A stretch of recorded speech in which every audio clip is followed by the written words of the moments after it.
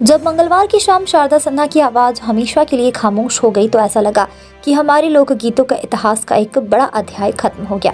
यह खबर सिर्फ बिहार ही नहीं, पूरे देश में एक मायूसी छोड़ गई। शारदा सिन्हा का गाना भोजपुरी संगीत में सिर्फ एक आवाज का कम होना नहीं है, यह उस पवित्रता, उस सादगी और उस मिठास की भी विदाई है जो भोजपुरी संगीत के असली मायने में बसती थी।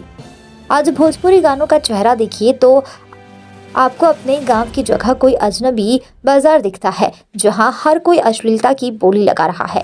आप एक गाना सुनेंगे और महसूस करेंगे कि यह गाना उस भाषा में हो ही नहीं सकता जिसे भिखारी ठाकुर ने संवारा था। वही भाषा जो शारदा सिन्हा जैसे कलाकारों ने एक श्रद्धा के साथ अपनाई, अब सस्ती लोकप्रियता के पीछे दौड़ रही है। क्या यह वही भोजपुरी है जिसे शारदा सिन्हा ने अपने छठ के गीतों में जिया था?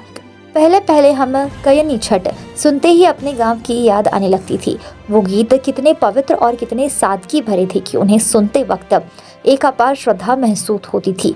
वहीं भोजपुरी गीत बिना किसी झिझक के दोहरे अर्थ और घटिया बातों से अब भरे हो गए हैं। शारदा सिन्हा की आवाज उन लोगों की आवाज थी जो शायद ही कभी टीवी के पर्दे पर दिखते हैं या अखबारों में जगह पाते हैं। उनके गीत में वो पवित्रता थी जो एक माँ की लोरी में होती है, वो अपनापन जो गांव की चौपाल में मिलता है। लेकिन आज के भोजपुरी गाने किसी और ही राह पर हैं, जहां कला और संस्कृति का मतलब सिर्फ मुनाफा बन गया है। यह सवाल सिर्फ भोजपुरी संगीत का नहीं बल्कि उस पूरी सांस्कृतिक विरासत का है जो धीरे धीरे बदल रही है।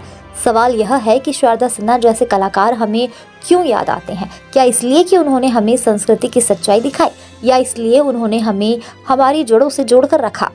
भोजपुरी गीतों में बढ़ती अश्लीलता न सिर्फ हमारे समाज का बल्कि हमारी सोच का भी एक आईना है।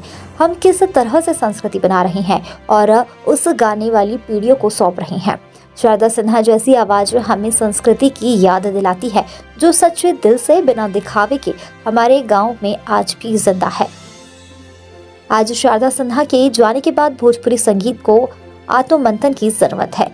क्या हम फिर से उस भोजपुरी को संवार सकते हैं जो संस्कृति की मिठास को जिंदा रखे? यह सवाल हर उस इंसान पर है जिसने कभी शारदा जी के गीतों में अपने गांव और अपने बचपन की खुशबू महसूस की है।